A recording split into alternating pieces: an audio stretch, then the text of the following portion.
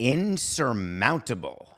Nothing personal word of the day. It is Monday, May 22nd, 2023. Insurmountable is exactly the hill that the Lakers and the Celtics face in the NBA Conference Finals. I'm back. Hope you enjoyed the mailbag episode Thursday. I went to see Bruce Springsteen, got back yesterday afternoon. Have not slept because when you get back from overseas, you're supposed to go right to sleep. But I didn't sleep the night before either, so I slept on the plane, which you're not supposed to do. And then I was up and excited about the show, et cetera, et cetera. And two funny things happened while I was away. And it brought me back to my time in baseball. When you travel east, which is the direction of Europe, think about what time sporting events are on. So a 7 o'clock game, Italy is 6 hours late, or if you're in France or even England, 5 hours past. So a 7 o'clock game is starting at midnight or sometimes 1 a.m. if you're 6 hours ahead. So what I would do, I never missed a game. When I was traveling and there was a game happening, I would still, in the early days, I had a beeper with those blinking dots that would go through every ball, every strike, and then it would show a diamond with runners at different places. I would follow the game on that live all through the night. Then it got really advanced, and I was able to get the advanced beeper, which would actually show which players were up and which players were on base. And, of course, by the time my career ended, you could watch the games, assuming you had Wi-Fi wherever you were. So I wouldn't miss anything, and it completely changes how you are during a vacation, because you're up all night and then you need to be around for your friends or family. You don't want to spend all day in bed. So basically, it's perfect for someone like me because you're not sleeping. So you're watching sports till 4 in the morning. Then you're doing the post-game conversations, which I don't have to do these days. But in those days, I would speak to the GM, speak to the manager, speak to the owner, all those things, acting as though it didn't matter what time zone I was in. And then I would go to bed for 30 minutes and wake up and have a day. So I decided for this weekend, I wasn't going to do it because I was grinding all over for the 3 days I was gone, going to the Springsteen concert in Ferrara, which was going to be canceled. The Grand Prix got canceled about 20 minutes from Bologna, where I was, which is only about a half hour from Ferrara, which is about an hour and a half northeast of Venice. And the rains have been historic. The mud has been historic. And you know me well enough to know that I don't love getting dirty. It was hard enough to be on Survivor and have sand in between my toes. And I don't lean into it the way I should. If I don't have an exit strategy for how I'm going to get clean or how it's going to work, I just get all inside my head. So flying over there Wednesday night, the concern was, will the concert even happen? Because the entire region was underwater. So we get there, and the concert is happening. For whatever reason, the skies were blue during the concert on Thursday night in Ferrara. However, it is a park. He played in a park like Central Park. Picture going to see Simon and Garfunkel in Central Park or whoever you want to go see, and picture it having rained multiple inches, and it became a mud pit. That's where I was. And you can't drive to the concert. It's in the tiny town. The whole town. Hotels are generally $49 a night or $9 an hour in this little town. For this night of Springsteen, where he had never played, where 50,000 people went to a concert, the hotels were now $4.99 a night for a one-star hotel because you had no other choice. But there's no driving, so you walk basically 2 miles or 3 clicks to the concert. Then you stand because there's no seats, and he plays for 3 hours, and then the egress out of the facility. So 2 things that happened of note. A, it was an amazing concert. But B, the egress out of the park, it was like being stuck in the parking lot at MetLife after a Giants game, or after a sold-out game at Pro Player, or with 5,000 people at Marlins Park. Impossible to get out. except it wasn't drivers. It was all of us walking, but they closed all exits to the park. Can you imagine going to Central Park in New York City and only being able to leave on 81st Street in the west side, but they bring you into the park at 79th on the east side and make you walk all the way down to Central Park South, all the way around to leave in one place and then come back? It was totally ridiculous. So it took 2 hours to get out, and I was covered in mud. And all I kept thinking is, what am I going to do? How do I deal with it? And I did, except last night at 3 a.m. I was cleaning my shoes. Okay, I'm back. It was fun. I watched the games. I said I wasn't going to do it, but of course I did. So I watched each of the games, and they started at 8:30 Eastern time, which was 2:30 in the morning. So I was watching them from 2:30 till 5 in the morning, and I came up with the following conclusion. We don't know as an industry. You don't know as the public.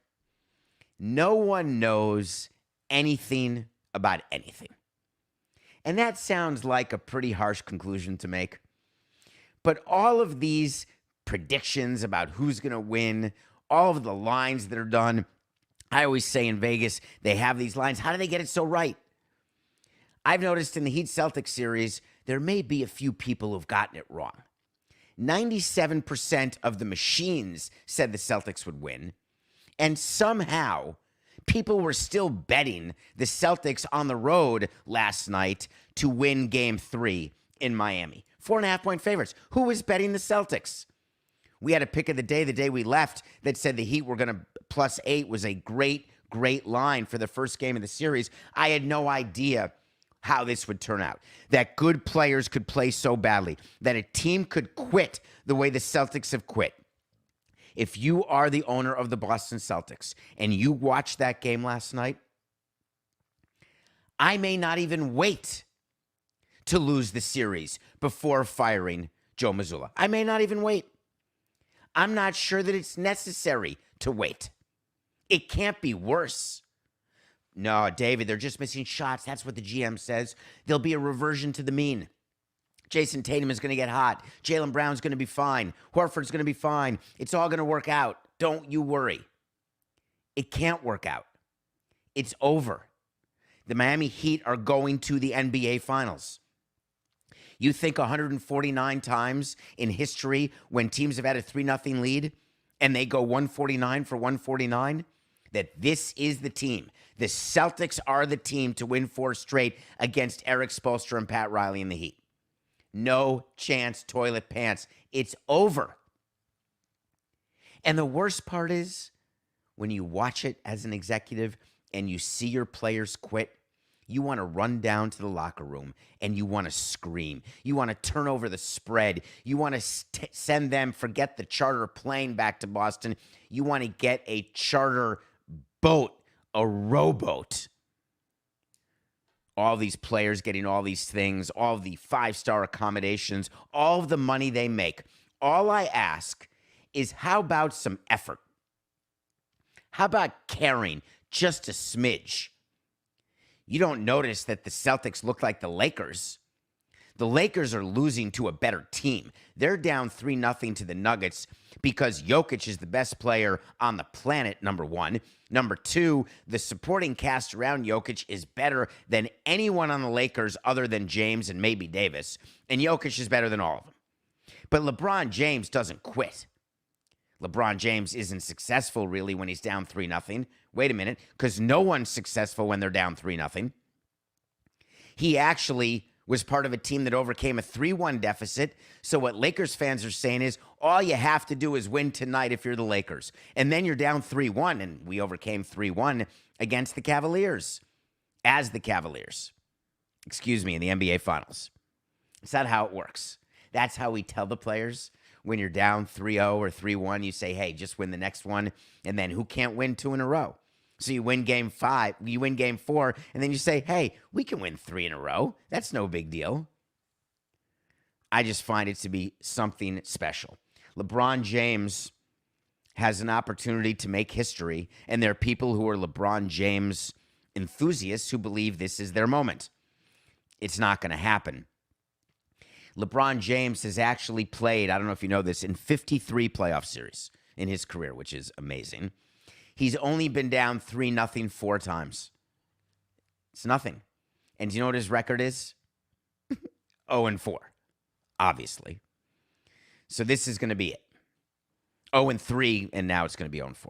So let me talk to you a little bit about the Lakers and the Heat and the Nuggets and the Celtics and Adam Silver.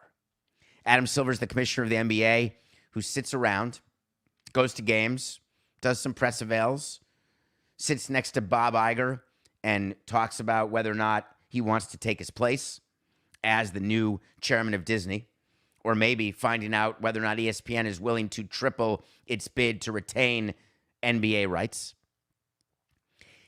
He looks at this conference finals, where it is the possibility of the first time ever that both finals will be a sweep, and he's upset. And the reason he's upset is that the broadcast networks, they want 7 games. That's how they make their money back. They give leagues a deal on the assumption there'll be X number of playoff games during the course of that deal. That's the math they use. I can't wait to talk to Skipper about this, actually, because I want to know, A, how he would feel as president of ESPN, but more importantly, whether he'll tell you the truth, which is a Heat Nuggets final is exactly the only final they didn't want as they headed into all the combinations of NBA finals with the conference finals or even the conference semifinals. When you went through all the choices, Heat Nuggets wasn't it. Then, if you add on top of that, the fact that out of a possible 21 games, the most they could end up having is 15. That's a problem. It sounds like not a big deal, right? All you did was miss out on 6 games. Well, but a 4-0 series versus getting to a game 7, true, you're only missing 3 games, but that's where all of the profit is. That's where profit is to the teams. That's where profit is to the league, to the players, to the referees, to the umpires, but more importantly, to the networks. So when the networks are putting together their projections, they actually have in there, when you're negotiating a deal, what number of playoff games they will be guaranteed. Did you know that there are make goods? Do you know there are provisions in media deals that I have seen where if you do not get a certain number of games, that the leagues have to do something? They don't get money, have to give money back, but they have to deliver other programming. They have to sometimes even extend a deal. It's like when you toll a contract during a strike or lockout. When a broadcast network has a 10-year deal with a league and you lose a whole year. Players' contracts, you can negotiate, but in general, that player gets a year older, and that year of the player and his salary is gone forever. So if the player is a 4-year deal at $25 million a year and you miss a year for a strike or lockout, that turns into a 3-year, $75 million deal. In the media deals, what often happens is a 10-year deal at $1 billion a year. It's not that, but just for math's sake, they would extend it to an 11th year for $1 billion if they lose a year. That's how the network can possibly excuse the amount of money it pays for these rights. So Adam Silver's sitting around, meeting with the referees, trying to see if there's any possible way to get Scott Foster doing the Heat game, seeing if they can get the Celtics to extend this back to a Game 5 in Boston. And my prediction is that both these series will end in 4 games. And the reason I think it is that I don't believe that it is some sort of mistake what's been happening. Look at what happened last night in the Heat game. Look at what happened in the Laker-Nugget game. In all the games, people are saying they just got outshot. I don't really buy that. That's like saying in baseball, what our owner would say is, hey, he would often say, man, our hitting stinks. And we would say it's not that our hitting stinks. It's that the pitching was so good that we couldn't hit. And good pitching beats good hitting. Always in baseball. When you look at what Jokic is, he can't be stopped. You're not going to beat him 4 times in a row, for sure. But it's not as though they are walking around gloating. It's not as though they're doing anything to poke the bear. It's not as though they're doing anything like what the Celtics did to the Heat, what the Grizzlies did to the Lakers. The Nuggets are way too smart. They're way too well coached. They're just too good an organization. As a matter of fact, you had quotes from Jokic after winning game 3 where he said, listen, this series is far from over. We're talking about the greatest player who ever played. We're talking about someone, don't say they've never done it because they can do it. We want to get it done. Green said we want to get it done right now because we don't want to miss an opportunity, because if you give them hope, all of a sudden we could be in a position to lose the series. I love it. I love the fact that the front office and the coaching staff got involved with the players to talk about messaging. I love the fact that there's that level of communication, which is in contrast to what's going on with the Celtics, where it seems as though there's no communication between the players and the coaches. And any time Mazzulla tries to do anything, it seems that Tatum really doesn't react, and the team doesn't react. So where does this end? It ends with a sweep, and it ends with a pick of the day. We're taking the Nuggets plus 3.5 over the Lakers, and we're taking that tonight. And the reason we're taking that tonight is that while I think it would be better for the NBA for LeBron to make it to the finals, obviously, while I think it would be better for the NBA for the Lakers to win tonight, obviously, while I think you will see a disproportionate number of calls go against the Nuggets tonight than you'd otherwise see, and I'm no conspiracy theorist, Oliver Stone, this is going to happen. They can't overcome the fact that the Nuggets are that much better. That's why we're taking the Nuggets plus 3.5 over the Lakers. Of course, the mentality of the Lakers is exactly what you'd hope LeBron would do. He's going to have a team meeting and say, guys, we're not down 3-0. All we got to do is win today. Just win today. Let's get this back to Denver. All we got to do is win a game 5 on the road, and all of a sudden game 6 becomes game 7 for the Nuggets because they start panicking, and we'll be at home. You win game 6, all of a sudden you go to Denver for game 7. We're already used to the altitude because we've been there so many times in the last week. God knows we can win one game on the road. And before you know it, you're making history. Except they won't get a chance to. Happy birthday, Sarah Reinertsen. I know you're listening. Sarah Reinertsen is a famous Paralympian. She is a amputee. I ran with her across the world, around the world. I've done marathons with her. She is part of Challenged Athletes Foundation. She works with Nike, developing amazing, not just legs for those who need them, running legs, but all sorts of things that she's doing. And I want to give her a shout out because she's the first ever amputee, single leg amputee, to finish the Hawaii Ironman. And I did the Ironman in 06, and I am fully able-bodied, and she did it faster than I did it. It took me 15 hours, 36 minutes. I think she did it in a tad over 15 hours. Sarah, happy birthday. All right. Let's talk about the other issue in baseball that seems to be getting a lot of attention. And I'm not exactly sure why we're going to mention this again, but a new article came out, and The Athletic did a whole discussion of this, and I want to just add some clarity to the Tampa situation.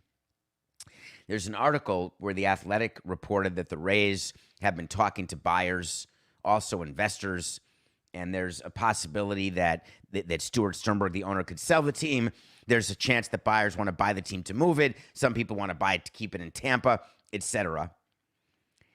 This is not news, in my opinion, and I love The Athletic. You should subscribe if you don't. The reason why this is not news to me is there are people inquiring to buy teams, every team, every day. Even the Yankees get calls. Totally normal. Owners go up to their team president and say, hey, what do you think the team's worth? What do you think we could get? Just asking for a friend. The Tampa situation is they need a ballpark. They're going to get a ballpark deal done, as we said they would, in Tampa or St. Pete. I still think it'll be St. Pete. Stuart Sternberg has waited as long as he can wait to get the deal he wants. His team continues to go up in value more than the losses, which have existed some years in Tampa and not others. They continue to perform on the field better than teams with way higher payrolls. We're going to talk about the Padres later in this show. I can't wait to talk about the Padres. I'm not taking a victory lap yet, but I'm getting really close. I was going to take a little victory lap on the Mets, then they won like 5 in a row. I wouldn't do that to either you, Matt, or you, Scott, or all the great Met fans out there. Anyway, so it's not newsworthy that people are calling Stu and saying, hey, do you want to sell? Here's why he's not selling before getting a ballpark. Because when you put in $300 million into your ballpark, your team increases in value by $600 million that day. So that seems like a pretty good investment. And if there's one thing that Stuart Sternberg is, he's smart. He surrounds himself with smart people. This is the single last time you would sell your team. Out of all of the possible times, including before COVID, during COVID, right after COVID, when you thought that you had no chance for a ballpark, of all of the times, this is not it. So here's how it ends with the Rays. The same way I've told you it would end for the last several years. It ends with a ballpark and a smile. It ends with an increased valuation, and then sadly, it ends without the concomitant increase in attendance that they are hoping for. I know of these things. The new stadium attendance bump panacea, those days are over. The reason why you need to get a new stadium is that you want the appearance of the possibility of those things happening. I wonder what we're going to read about for the rest of the year with Tampa and Oakland. I'm getting tired of reading about the comparisons every day. The Oakland A's are the worst team ever. They're going to be worse than the 62 Mets. They're going to lose 174 games, which is incredibly hard in today's baseball to lose that many. It's the worst team. They get scouts off the record. Why do you have to go off the record to say they're a bad team? Why not just go on the record and say, yeah, I scouted them. They're the worst team I've ever scouted. I've told you the great line that I'm going to tell you again. John Fisher is making more money for minor league players than any owner in history. Of course, their team is not winning. They're just not good enough. And of course, it matters not to Vegas or to Oakland in the negotiation for a new ballpark. It keeps being written, and I don't know why. What would be the reason that people think there's a correlation between winning and ballparks or winning and team valuations? Here's the correlation. Revenue and valuations, except it's not even direct, because you can have a team with horrific revenue that is sold at a multiple of its EBITDA that's infinity because the team loses money. Again, I've seen it. I've done it. There is high. It's okay. It's enough, Coca, right? It's enough. For fans of Oakland, it's going to get better. For fans of Tampa, how can it get better? Maybe with a ring? We'll keep talking about it. All right, we're going to take a break. When we come back, I want to review and talk about the documentary I watched about Nicole Smith. And then we're going to talk about the Padres. And I'm going to say something to you about the Padres that they're talking about internally, that they're going to pretend to you that they're not talking about. And you know what it is. And if you don't, just hang on for like 24 seconds. We'll be right back.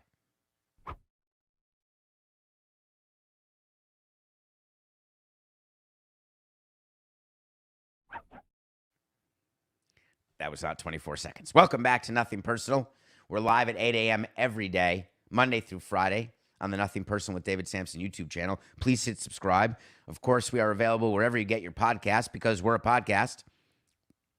I wonder if all of these shows that also are on a network, are they considered TV shows or podcasts? When you do a show that has 12-minute and 30-second hard outs, and it's on a network, but then they create it into a podcast, is it known more as the podcast or the TV show? And do you act differently when you're one or the other? All I know is that we've got video, we've got audio, and we're just us. So tell your friends, tell your family, There's a lot of content out there, and I do appreciate your time. Keep that in mind. I don't take it for granted. I try to get to as many DMs as I can. A lot of you reached out about the South Beach. Let me do that again, please.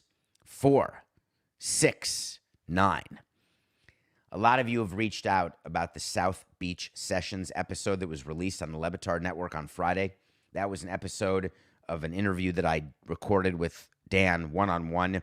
We were together for an hour, and we talked about all sorts of things, about our relationship, about our business relationship, about our personal relationship.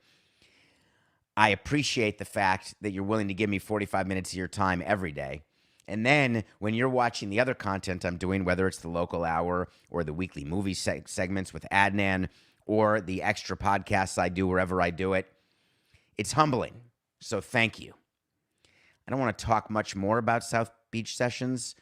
You may want to check it out, though. All right. Even when I travel, I watch a movie every day, which is incredibly frustrating to the people I'm traveling with. And I try to do it in the middle of the night, but then you've got sports to watch in the middle of the night, so you then do it after dinner when other people want to go out and you want to get back to your room so you can get the movie in before you start watching the live sports. I'm a real pleasure to travel with. I can tell you that. Excuse me, can I have more towels, please? So I watched this documentary. Oh, God, I can't remember where I watched it. I think it's on Netflix. It dropped on Netflix. Anna and Nicole Smith, They Don't Know Me.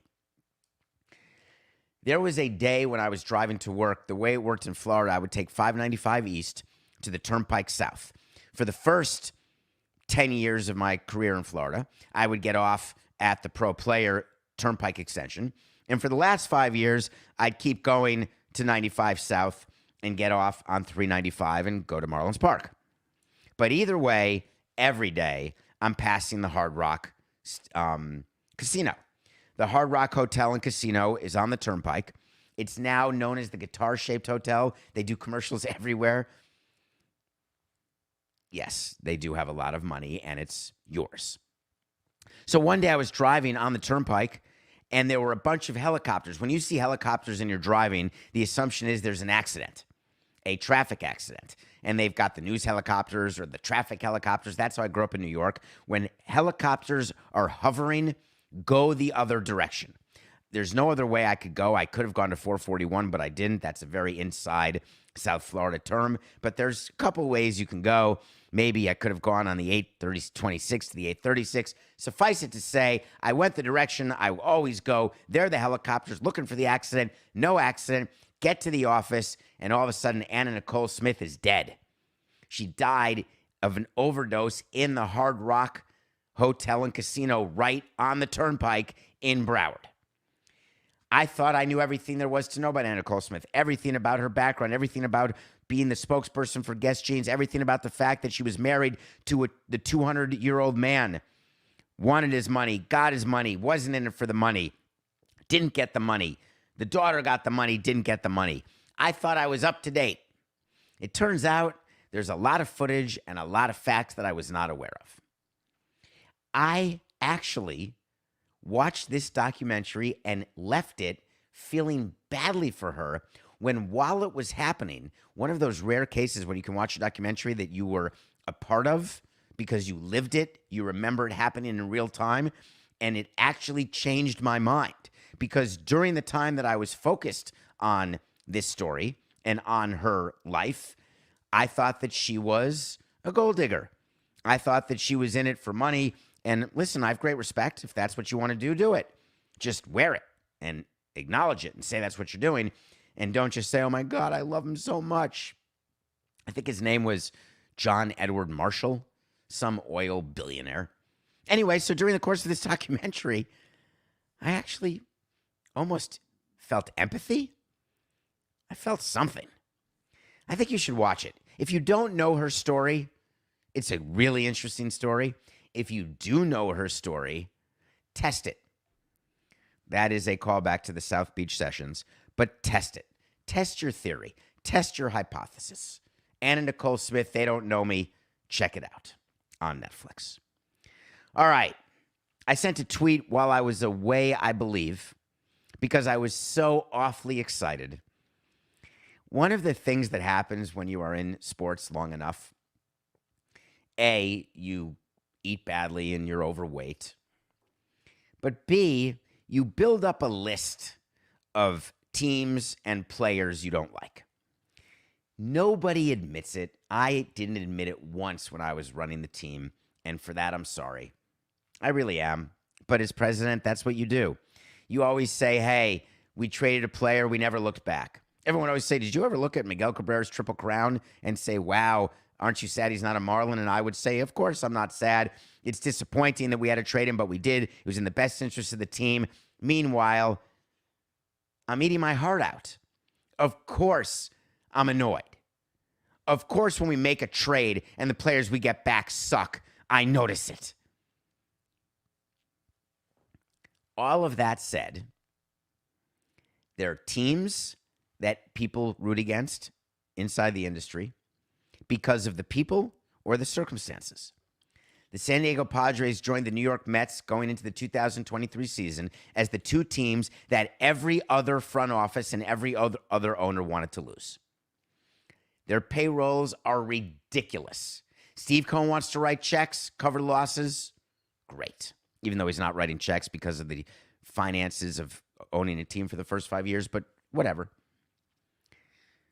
Peter Seidler, owner of the Padres, wants to walk around shaking hands, signing autographs, pretending that they're going to catch the Dodgers, pretending they are the Dodgers. Do it.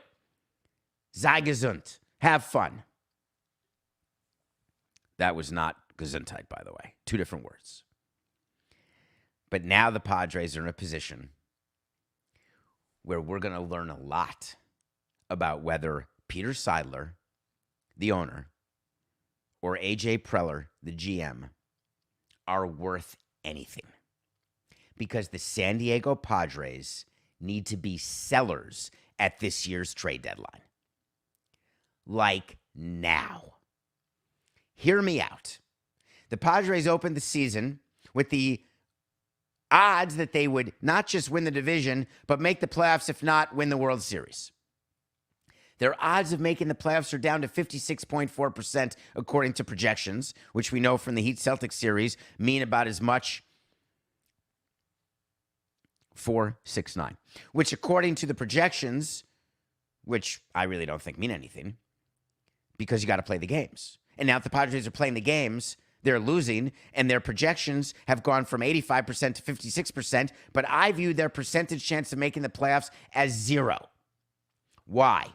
Because when you look at the makeup of the team, what they thought they were putting together, which was the greatest lineup since sliced bread, with Juan Soto in there with Tatis after suspension, with signing Bogarts.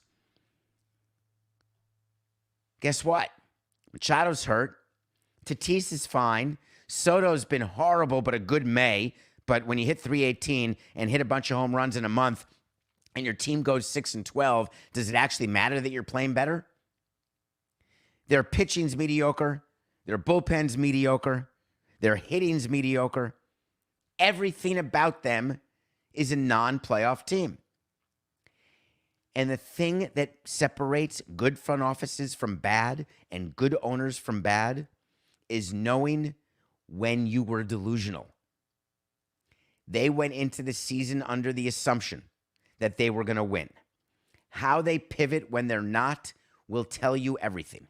If they hold on to Joshua Hader as an example, who's a pending free agent, and do not trade him to a contender at the deadline, they're idiots. And I don't like calling people names. Sometimes it can be inflammatory. So let me give you something else. They're incompetent to not trade Hader, to not get rid of Blake Snell. You go to Blake Snell and you say, listen, thank you, appreciate it, see you later. I can't imagine any team wants a 5-and-diver, but if you want him, you can have him. How about this one? What do you do with Juan Soto? If Juan Soto were on the Washington Nationals today, and the Nationals had a 21-26 record, in fourth place in the National League East, all anybody would be talking about is where's Juan Soto going to be traded. It's not like the Nationals are a low-revenue team or a small market team. It's not like they didn't win a World Series in 2019, because they did. More so than the Padres have ever done. But that's all anyone would be saying. Where's Soto being traded? Where's that talk now? Why am I the sole voice? Why am I the only rational person? Juan Soto has a year left before he's a free agent. This is when he's at his most valuable. His value declines every day. You want to hold on, make another run next year?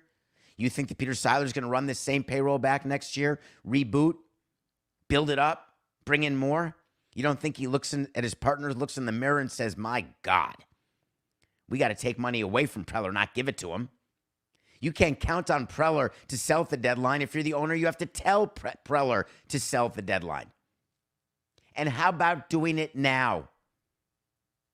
The reason I love making May trades is that if somehow your team is deserving of an ad, why not subtract now, save some money on your payroll, and then if the team starts playing better, add before the deadline, which isn't for 2 months.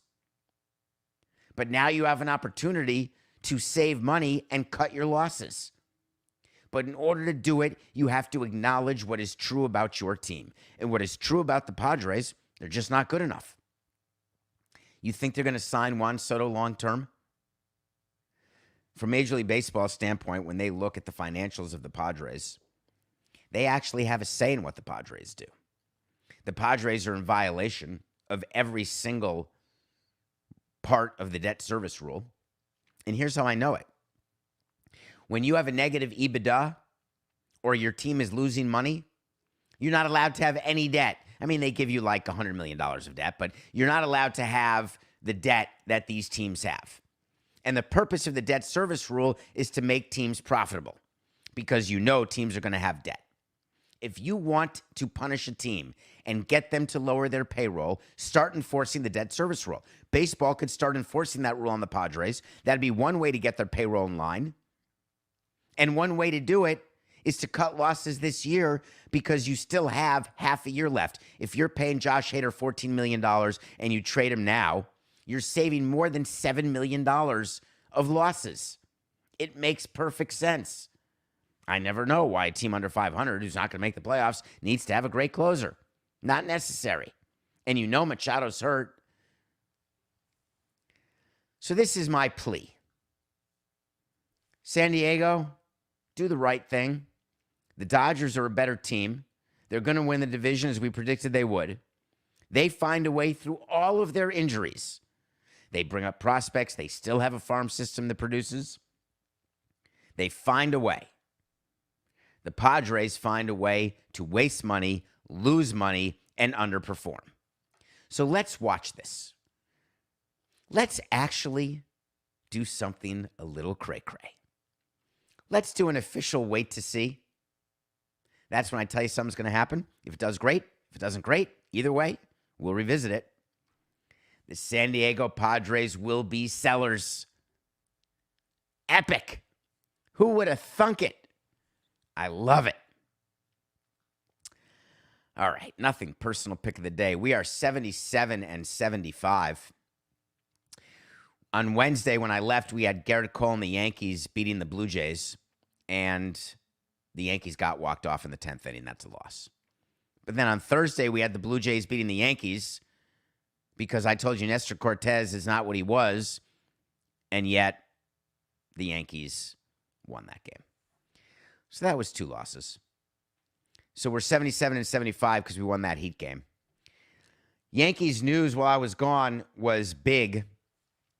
They designated for assignment. If you listen to the mailbag, Coco, was that this mailbag when we talked about designated for assignment?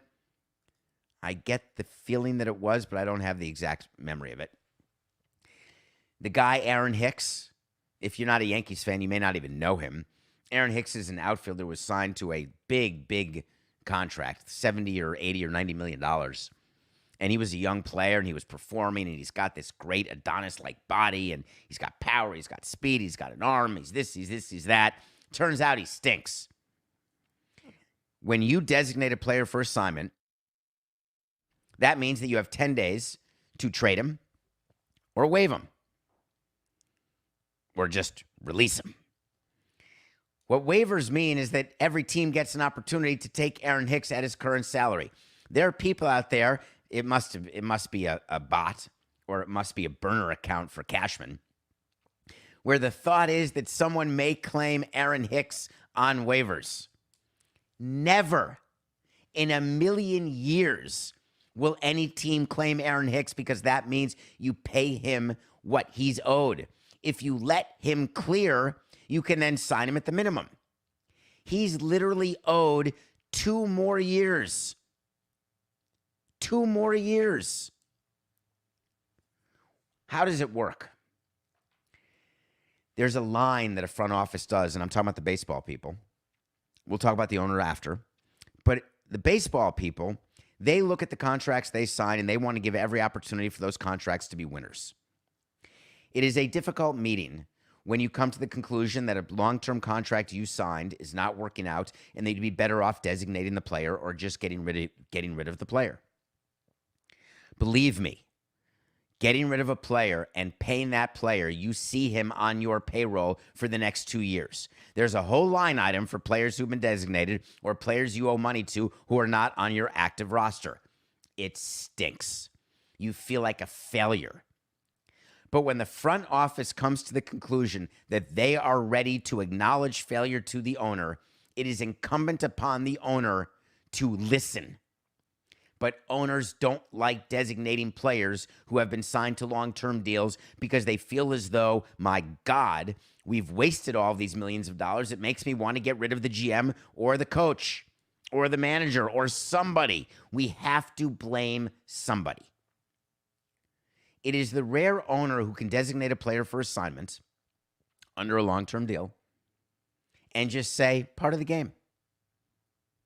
They say instead, who's responsible? One of the things that is interesting to me about being successful when you run a team, and something that I was not good enough at, is that sometimes it's okay not to blame somebody. Sometimes bad things happen to good people. Sometimes mistakes are made in a game where failure is such an important part of the process. And I don't mean the Sixers type process. The game itself is a game of failure in baseball.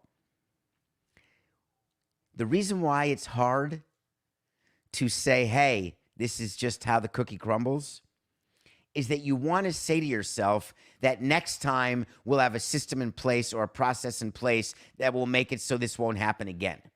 But the truth is it happens over and over. It's like firing trainers and saying we're not going to have injuries anymore. Of course you're going to have injuries. It's part of the game. We can study it. We can pour tens of millions of dollars into training, into making sure that we're doing everything we can for players to not get hurt, and they're still going to get hurt because it's just not natural what we ask these players to do. And then we tell them, don't do substances. So Hal Steinbrenner finally gave in and allowed the baseball people to designate Hicks. But if the baseball people were good, which I do believe they are, even though I think Cashman needs to get let go because the Yankees are not going to win the World Series, but I've been saying that for years. Cashman knew deep in his heart that they needed to get rid of Hicks long ago. And he was ready to do it because good GMs who have job security, and God knows he's got job security, they do what's best for the team in the short term, midterm, long term. When you've got GMs who are playing like they're in the Wild Wild West or all on one-year contracts, they only care about the short term. So I'm going to assume that the Yankees were ready to move on from Hicks long ago. And then it's a matter of convincing the owner to write off the contract, figuratively. So Aaron Hicks is gone. Some of you may be happy. Some of you may not be happy. But it's the right move. Our pick for tonight is going to be the Braves over the Dodgers. The Braves are minus 155 over the Dodgers. It could be an LCS preview in the National League. And what I wanted to point out, and I touched on it earlier, but wanted to make sure you were focused on it. Take a look at what the Dodgers are doing with their call-ups. Small market teams sometimes get criticized for rushing players. Big market teams can get criticized for holding players down or not putting your best players on the field or all the service time manipulation we talk about. But when the season's happening and you're competitive and you're in the latter part of May, you're actually focused on winning, especially when you have no other choice but to call up these prospects. And that's where the Dodgers are. The reason they're calling up these pitchers is the injuries they've had to sustain are incomprehensible. They just had to put Urias on the injured list. However, the Braves are going to win tonight. That said, the Padres aren't going to catch the Dodgers. That said, the Padres are going to sell. And on top of everything, the Lakers and the Celtics are finished. After all, it's just business. See you tomorrow. This is nothing personal.